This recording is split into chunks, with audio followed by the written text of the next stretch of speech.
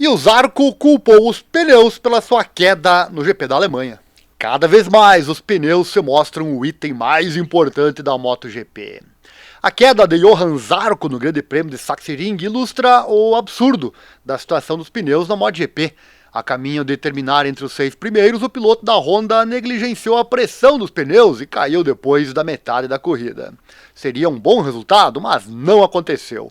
Quando um piloto cai, é normal o fã logo imaginar que foi por causa do excesso dos pilotos, mas nem sempre isso é verdade.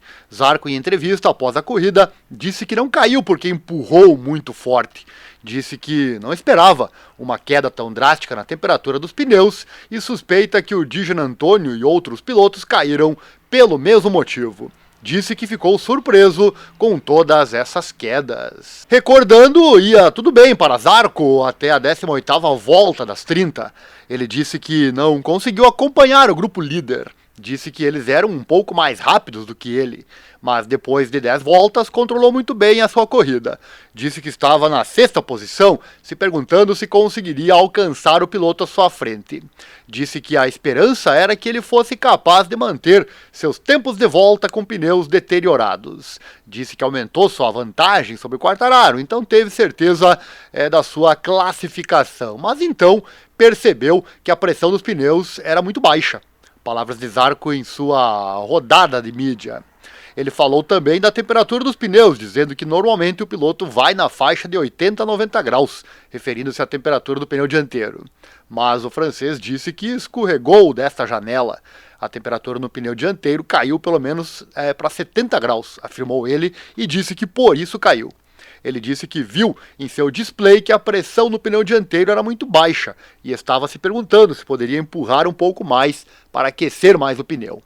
Ele então não queria ficar atrás do Quartararo, mas ele sabe que essa teria sido a melhor solução, pois nestas condições é melhor esperar e reiniciar a corrida atrás de outro piloto.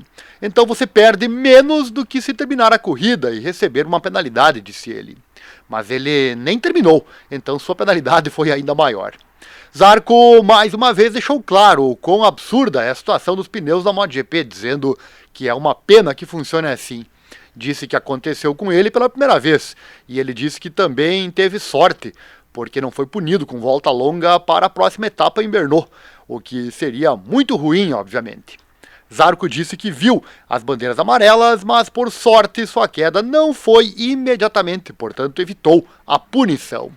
Isso tudo mostra como os pneus são provavelmente o item mais importante na MotoGP atual, pois ele altera muitos resultados para aqueles que não usam corretamente, ou simplesmente têm azar ou falta de experiência enquanto o estão usando.